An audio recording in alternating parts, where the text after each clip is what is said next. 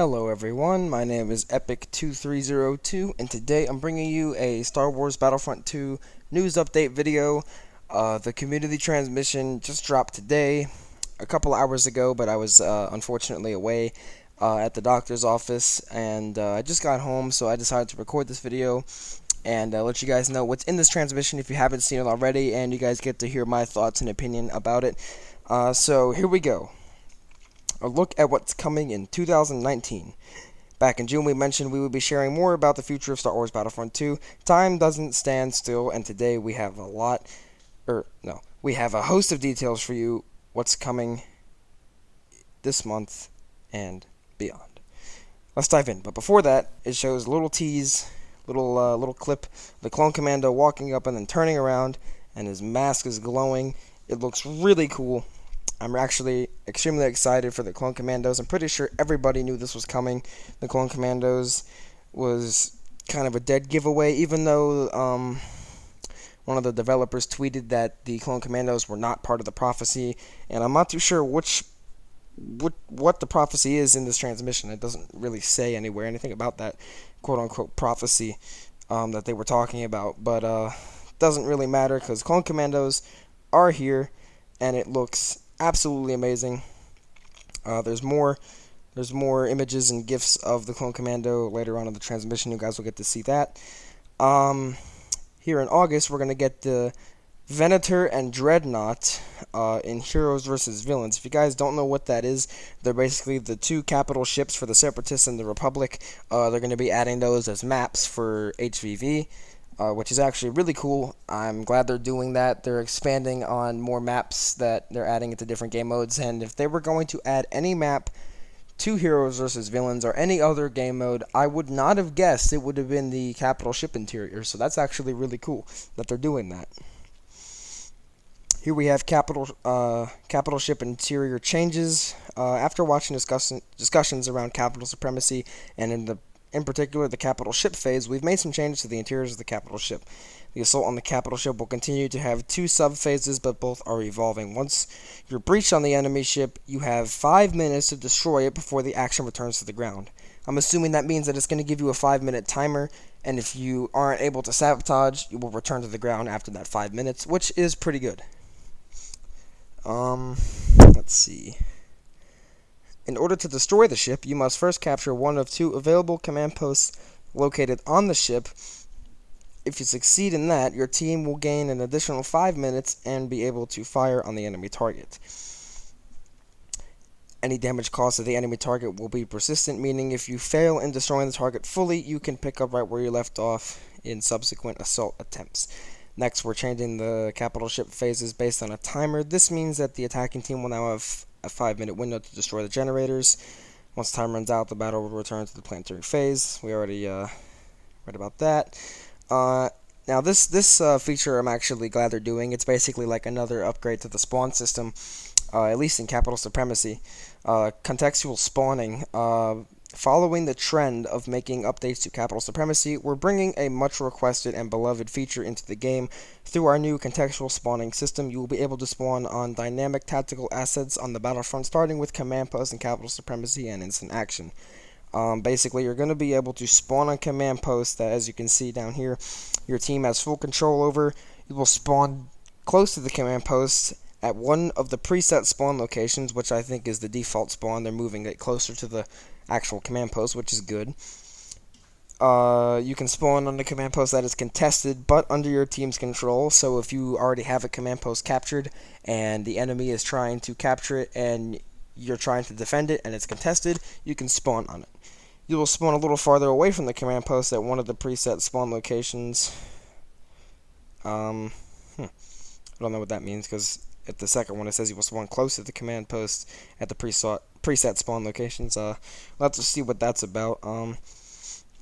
You will not be able to spawn on a command post if it's under the enemy team's control, even if your team is contesting it. It is a neutral command post that is yet to be captured. So, there we go. And this is actually really cool. I didn't expect this at all. This is very surprising. We're getting droid appearances. The first one is the pilot. This looks really cool. He's got blue markings on his face, his chest, his torso region. Looks really nice. I like it. It's got that feel of the Clone Wars, like they did with the MTT, the AAT, and the Staps and stuff like that. They made them like the blue and white, so that's pretty cool that they're doing that. And then we're having a jungle appearance where he's got these what it looks like greenish, grayish stripes going along the body. So that's pretty cool too. I like that. I'm gonna be rocking definitely most of these skins, but this last skin, the training skin, is probably the one that I'm gonna rock the most. It's just all white, and he's got like a red target-looking thing on his head. That looks really cool. I like that a lot. That's probably my favorite one out of all three of these skins. So we're getting 3 new Separatist skins for each class. That's really cool. I like that. The Battle Droids will also have the default and Geonosis base appearances, both of which will be free to everyone and selectable should you so wish. Which, if you don't know what that means, the Geonosis appearances are the ones where they're all brown that you only can get on Geonosis, but now they will be available on any map for the Separatists, so you can pick as an actual skin, which is really cool. That covers August. What about September? So this is all in August. We're getting droid skins. We're getting the new spawn system for Capital Supremacy. We're getting the interior changes for Capital Supremacy. Don't believe the Commandos are in August. And we're getting the maps for Heroes vs. Villains. And I believe the Health on Kill becoming passive as well for Heroes is also going to be in August as well. So that's a pretty good update right there. And here is in September. September is shaping up to be a great month. We have a new large-scale map, 2 new ways to play, a new reinforcement, and a community challenge for one of the most requested appearances to date. That is exciting. We're still a month away from release, but we're currently targeting a deployment date of September 25th. Felucia, still don't know how to pronounce this map, but it's actually coming in September, which is surprising. I thought it would come out in probably like November or something, and originally I thought it was going to be August, but then I realized that that's probably not the case. But yeah, so Felucia's coming in September, so that's really cool. And here's one of the new game modes, co-op. In September, 4-player online co-op is coming to Battlefront 2. For this experience, you will team up with 3 other players, friends or new, for a large-scale PvE adventure. You can choose to play as either the Galactic Republic or the Separatist Alliance and partake in massive battles on all 5 Clone Wars planets in Battlefront 2. Depending on what faction you've selected, the experience on each planet will be different. For example, the droid army will be invading the planet of Naboo, while defending if the battle moves to Geonosis. If you decide to play as the Grand Army of the Republic, the roles will be reversed on each planet. So that's pretty cool. Now this is really cool right here. In co-op, all troopers, reinforcements, vehicles, and heroes and villains will be available to play. However, the same is true for the AI, as the new AI system introduced in Capital Supremacy has been expanded upon to also feature vehicles, heroes, and villains in co-op. So we're going to get AI vehicles, AI reinforcements, and AI heroes and villains. So we're going to have like an AI Darth Maul running around and an AI Anakin. Like, I don't know how that's going to work. Hopefully they use their abilities and they block and they dodge and they don't just run around swinging at random shit. Because that would be kind of like just free health on kill, basically. But we'll see how that works. Key info. PvE experience. Players take on both an attacking and defending role. AI play as attackers or defenders, including reinforcements, vehicles, and heroes. Play as troopers, reinforcements, vehicles, and heroes. Available for all Clone Wars era planets to start. So that's really cool. That's one of the game modes. Going to be a PvE with all your friends. It sounds like it's going to be kind of like a skirmish, but you can play it online with your friends, like from Battlefront 2015. So I really like the idea of that. That's going to be really cool. And then this is an arcade update, which we haven't gotten in a very long time. Instant Action. We're happy to announce that Instant Action is making its return to the Battlefront franchise, and we think it's something a number of you are really going to like. Each month we've seen the comments about a large-scale game mode that can be enjoyed with a single-player environment. We know that solo players matter and can confirm it's real, and it's arriving in September. In this mode, both teams are fighting over 5 command posts similar to Capital Supremacy. Hold the majority of them until your team scores reaches 100% to win the game. So it's basically just going to be the Capital Supremacy ground phase. You're not going to go up to the capital ship, and once the score reaches to 100, you either win or lose depending on which team you're on. Single player large scale combat experience. fight to control command posts, fight alongside AI, you fight against a team of AI. The enemy team will be made up of regular troops, reinforcements, heroes, and vehicles. So the same thing for the other game mode applies. They're going to have AI heroes and villains and AI vehicles and reinforcements in this game mode as well, which is really cool. You could spawn on command posts using the contextual spawn system, control a majority of the command posts until your team score reaches 100%. You are able to choose to play as either the light side or the dark side. It can be played offline without the need for an internet connection. So it's only going to be like for the Clone Wars maps, which I kind of wish that it also was for like the original trilogy and the sequel trilogy as well. But we'll see what happens with that. Hopefully sometime in the future, Capital Supremacy will also be available for those eras as well. And here's our first look at the Clone Commando in in the files, work in progress gameplay right here. He runs up and he starts shooting his blaster as he's moving. That looks really cool. His blaster looks like it has a really nice fire rate. I like that a lot. One of the most elite forces within the Grand Army of the Republic, the Clone Commandos would come to be respected by allies and feared by enemies. With conflict raging across the galaxy, the Republic organized the Commandos into squads who quickly became a pivotal resource in the ongoing war effort against the Separatists. Big boy words there. The ability to switch from blaster to grenade provides the Clone Commando with a great deal of versatility. Allowing him to adapt to the situation ahead of him. We've been waiting for this moment for a while now, and the arrival of the Clone Commando is almost upon us. We think you're going to absolutely love playing as them. For added cool factor, you'll also see the Commando making change from primary fire to grenade himself. In action, we've added the necessary animations to ensure we stay as close to the source material as possible. Primary weapon, DC-17M repeating blaster rifle. Now it gives the abilities too here. Left ability, anti-armor attachment. Reconfigures the DC-17M into a grenade launcher that fires up to 3 small grenades with high efficiency against vehicles and shields. So it's kind of like an ion grenade launcher type thing, which sounds really cool. I like that a lot.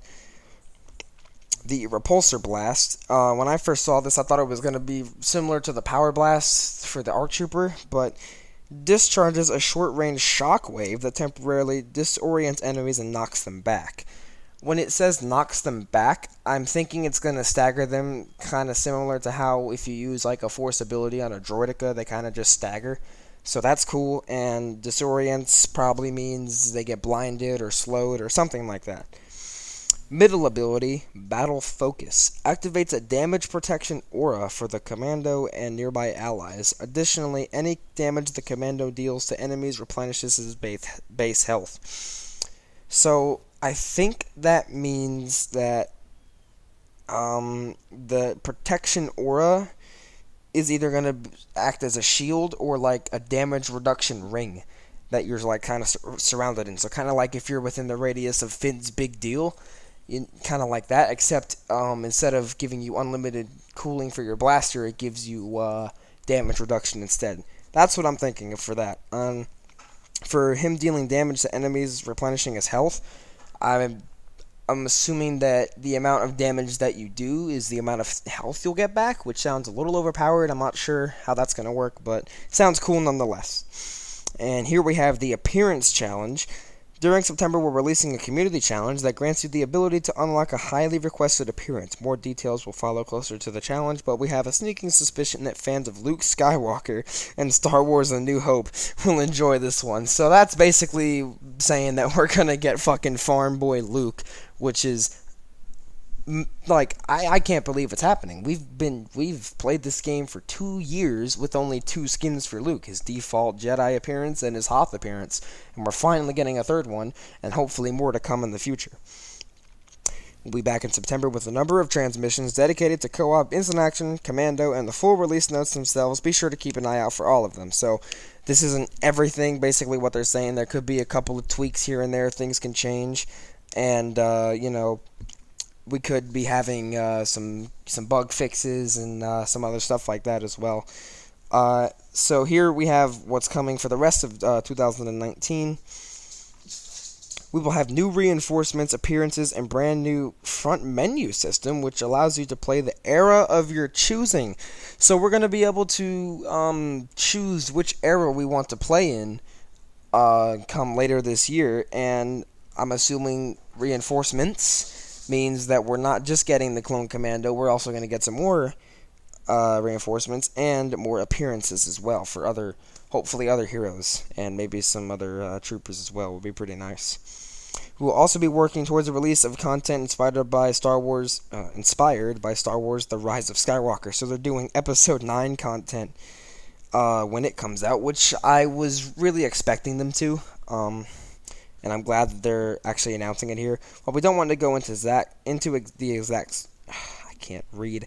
While we don't want to go into the exact specifics, no spoilers, obviously, we can confirm that we will be building a new planet and some new reinforcements based on the conclusion to the galaxy-spanning Skywalker saga. I'm thinking that the new reinforcements are probably going to be Sith troopers for the First Order. I was originally thinking that they're just going to add the Sith troopers as actual skins for the regular First Order troopers and like the classes and stuff, but maybe they'll use those as reinforcement. If not, they'll do Snoke's Praetorian Guards or whatever, which might still be around. You know, I don't know. Most of them died in the throne room, but who knows? We'll see what happens when Rise of Skywalker comes out. I'll be back with more details on each of the above as we get closer to their release. The next few months are an exciting time for the game, and we're incredibly grateful that you've chosen to come on this journey with us. We can't wait to experience more of Star Wars Battlefront 2 with you. And here we have the roadmap for 2019. August, we're getting the 2 new maps from the Capital Ships and Capital Supremacy for Heroes vs. Villains, the new spawning, the new Battle Droid appearances. September, we're getting Felucia, the Clone Commandos, the PvE and co-op mode. Let's see. Oh yeah, no, the co-op mode and the large-scale instant action mode. New reinforcements and reinforcement appearances. Oh wait, that's in October and December. Whoops. Yeah, so October I need help. October to December, we're going to get new reinforcements and reinforcement appearances. That is dope. Not only are we getting new reinforcements besides the Commando, but we're also going to get appearances for them as well. We have a special event with a picture of Yavin 4. Don't know what that is. They haven't said anything about that, but special event. We'll see what that is. And we're going to be getting some new appearances within October, November, and December. And, of course, December, the Rise of Skywalker content will arrive there. So here we have this roadmap may change as we listen to community feedback and continue developing and evolving our life service and content. We will always strive to keep our community as informed as possible. For more information, please refer to EA's online service updates at link. So that's good news. The roadmap may change as they listen to the community, which is good. They're listening to the community. So that's the community transmission. I am a little bit disappointed. I feel like this thing was kind of overhyped. I still don't think that this is bigger than what we got at EA Play, considering that there's no heroes. If there were at least 2 heroes, then yeah, I was expecting them to announce heroes. But now that I've been thinking about it, I think that they're waiting to announce Ahsoka and Ventress for the release of Clone Wars Season 7, which does make sense. So hopefully that's what's going to happen with that. So keep your fingers crossed that Ahsoka and Ventress are still coming. Just because it's not on this transmission doesn't mean that they're not going to come. They still have a really high chance of making their way into the game at some point in the future. And that's going to do it for this video, guys. Let me know if you enjoyed it. Drop a like on the video for me. It really helps out a lot. I appreciate all of your support. I'm going to be streaming here in a few minutes. And let me know what you guys think in the comment section down below. If you're new, don't forget to drop a subscription. Hit that bell if you enjoy my content. And I will see you guys in the next one.